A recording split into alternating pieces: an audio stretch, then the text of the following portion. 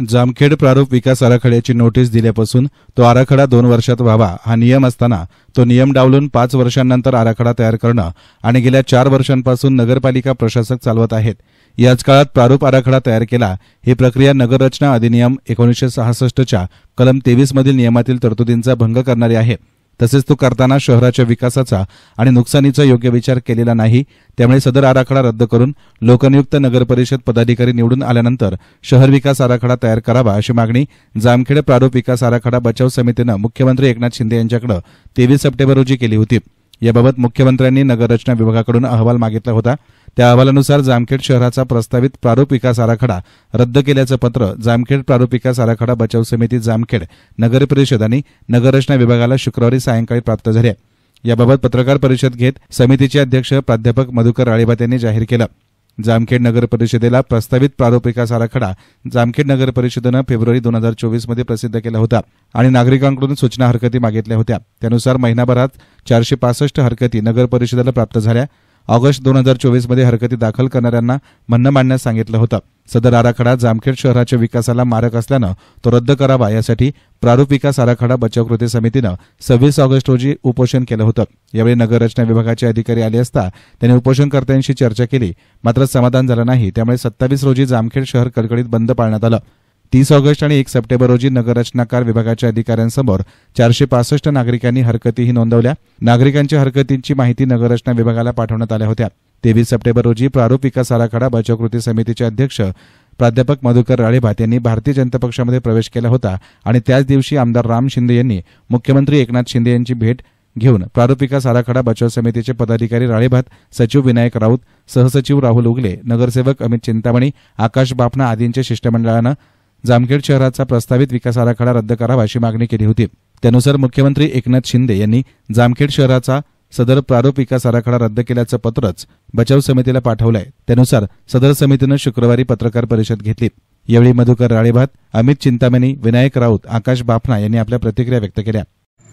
महाराष्ट्राचे मुख्यमंत्री माननीय एकनाथजी शिंदे साहेबांनी आज जामखेडचा हा प्रारूप जो आराखडा आहे तो रद्द करण्याचा आदेश काढला आणि जामखेडकरांना एक चांगल्या प्रकारची दसऱ्याची भेट दिली असं म्हणायला काय हरकत नाही। खरं तर त्या दसऱ्याच्या सणाच्या आदल्या दिवशी एक चांगली भेट न्यूज माननीय मुख्यमंत्री यांच्या माध्यमातून जामखेडकरांना मिळाली। कृती समिती असेल, या भागाचे भूमिपुत्र राम शिंदे साहेब असतील, यांच्या माध्यमातून आम्ही हा आराखडा रद्द करावा म्हणून प्रयत्न केला होता आणि त्या प्रयत्नाला आज यश आले। या आराखड्यामध्ये अनेक लोक बाधित होत होते की ज्यांच्यामुळे सामान्य माणसांवरती अन्याय होताना दिसत होता आणि हा अन्याय दूर करण्यासाठी कृती समिती आणि या तालुक्यातील अनेक लोकांनी प्रयत्न केले। त्या प्रयत्नाला यश आलं आणि ते यश म्हणजे हा आराखडा रद्द होऊन नवीन आराखडा तयार करण्याच्या सूचना महाराष्ट्र शासनाने संबंधित विभागाला दिलेल्या आहेत। निश्चितच त्याचा फायदा जामखेडवासियांना होईल आणि जामखेडकरांचा एक स्वप्नातलं जामखेड शहर चांगल्या पद्धतीने उभा राहण्यासाठी मदत होईल एवढं वाटतंय। आबा कुठेतरी राजकारण झालं असं वाटतंय। आराखडा करताना काही लोकांचं त्याच्यात हितसंबंध गुंतलेले असतात एवढं निश्चित, आणि मग हे हितसंबंध गुंतलेले असताना बऱ्याचशा लोकांना असा गैरसमज होता की वो दोन्ही आमदार दोन बाजूला वळतात की काय, परंतु आम्हाला राम शिंदे साहेबांनी सहकार्य केलं आणि हा आराखडा रद्द करण्यास मदत केली। त्यामुळं त्यांना धन्यवाद दिले तेवढे कमी आहेत। त्यांच्या या सहकार्यामुळेच हा आराखडा रद्द झालेला आहे आणि निश्चित पुढचा आराखडाही तयार होताना त्यांचं सहकार्य लागणार आहे। म्हणजे रोहित पवारांचं जे बारामतीकडूनच ह्या आराखड्याचं तयार केलं तर त्यांनी याकडे दुर्लक्ष केलं असं वाटतंय का? हा आराखडा तयार करण्यासाठी जे नेमलेली ही समिती होती किंवा नेमलेले एजन्सी जी होती ती एजन्सी बारामतीची होती। कदाचित त्या एजन्सी बरोबर त्यांचे संबंध असावेत म्हणून त्या एजन्सीने त्यांच्या सूचनेनुसार काहीतरी याच्यात केलं असेल असं थोडासा वास दिसतोय। आता तुम्ही राष्ट्रवादीमध्ये काम केलं, आता तुम्ही भाजपमध्ये काम केलं, परंतु त्या आराखड्याच्या माध्यमातून तुम्ही गाव पातळीवर तर काय अनुभव होतो? आराखडा हा सामान्य माणसाला विचारात घेऊन केलेला नाही। आराखडा करताना लोकांचं नुकसान किती होतं याचं पाहणी केलेली नाही। सामान्य माणसं यात पिळवटली जातात हे पाहिलं नाही. फक्त आपली इच्छा किंवा आपल्या प्रॉपर्टीला काहीतरी व्हॅल्यू मिळावा अशा पद्धतीचा आराखडा केल्यासारखं पाहता क्षणी लोकांना वाटतंय आणि त्यामुळं हा आराखडा चुकला होता. हा चुकलेला आराखडा आहे असं आम्ही जाहीर केलं होतं आणि म्हणून हा आराखडा बदलला पाहिजे यासाठी गावकरी एकत्र आले. दुरुस्तीसाठी काय प्रयत्न करणार हुशार माणसं याच्यामध्ये असं पाहिजे तुमच्या समितीमध्ये किंवा पुढील आता नवीन आराखडा तयार होणार आहे त्यातलं त्यांना नॉलेज पाहिजे तर तुमच्या समितीतून त्याची पूर्तता करण्यात येईल का त्या टाइममध्ये? नाही, आता हा आराखडा पुन्हा ज्यावेळेस नवीन बॉडी जामखेड शहरावरती काम करेल, लोकनियुक्त पदाधिकारी ज्यावेळेस काम करतील त्यावेळेस ते पदाधिकारी चांगल्या पद्धतीने या शहराची रचना असावी यासाठी प्रयत्न करतील. आमची बॉडीही आता जे आम्ही बचाव कृती समितीची मंडळी आहे आम्ही सगळे त्यासाठी प्रयत्न करू. निश्चित आमच्यावर आता आमच्या कृती समितीवर आणि सामान्य बाधित लोकांवरच एक हा बोजा येऊन पडलेला आहे की पुढची जी लोकनियुक्त बॉडी आहे ती लोकनियुक्त बॉडी आपल्या विचाराची असली पाहिजे, ती आपल्याला बरोबर घेऊन गेली पाहिजे आणि आपल्या विचारांनी काम करणारे असेल तर सामान्य माणसावर अन्याय होणार नाही अशा पद्धतीने ती बॉडी काम करेल. त्यासाठी त्या बॉडीवरही लक्ष आम्हाला द्यावं लागणार आहे आणि त्यांच्याबरोबरही राहावं लागणार आहे. मागील 4 महिन्यापासून जामखेड प्रारूप विकास आराखडा या संदर्भात मोठं जन आंदोलन उभा होतं.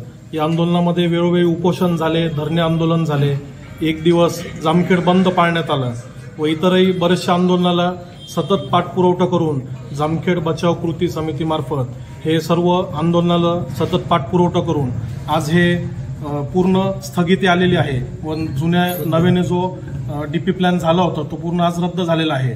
जामखेड विकासासाठी नवीन विकास आराखडा हा जेव्हा नगर परिषद नवीन बॉडी तयार होईल तेव्हाच पुढं बनवलं जाईल असं या ठिकाणी माननीय एकनाथजी शिंदे साहेब, मुख्यमंत्री एकनाथजी शिंदे साहेब यांनी सर्व जामखेडकरांना दिलासा दिला आहे. त्याबद्दल सर्वांचे मी साहेबांचे धन्यवाद करतो आणि समस्त जामखेडवासियांना या आराखड्यापासून न्याय दिला याबद्दल मी सर्वांचे आभार मानतो. मागील साधारणतः 4 महिन्यापासून जामखेड प्रारूप विकास आराखडा बचाव कृती समितीच्या वतीनं जे जन आंदोलन उभं केलं होतं त्यामध्ये या समितीच्या माध्यमातून हा प्रारूप विकास आराखडा रद्द करण्यामध्ये कृती समितीला यश मिळालं आहे. कित्येक सामान्य नागरिकांवर अन्याय करणारा हा सदोष आराखडा आज माननीय मुख्यमंत्री नामदार एकनाथजी शिंदे साहेब यांच्या आदेशान्वये आणि माननीय आमदार प्राध्यापक राम शिंदे साहेबांच्या सहकार्याने आणि बचाव कृती समितीच्या प्रयत्नांनी या कामाला यश आलं आणि सामान्य जामखेडकरांना आम्ही या माध्यमातून न्याय देऊ शकलो याचं नक्कीच आम्हाला समाधान आहे. आणि यापुढील काळात देखील जामखेड नागरिकांच्या सर्व समस्यांसाठी ही कृती समिती वेळोवेळी आपलं लक्ष घालून कुणावरही अन्याय होणार नाही याची काळजी घेईल. तर प्रारूप विकास आराखडाच्या जो काही अन्यायकारक झाला होता तर तो अन्यायकारक झालेला प्रारूप विकास आराखडा आज महाराष्ट्र शासनाने त्या ठिकाणी रद्द केलेला आहे.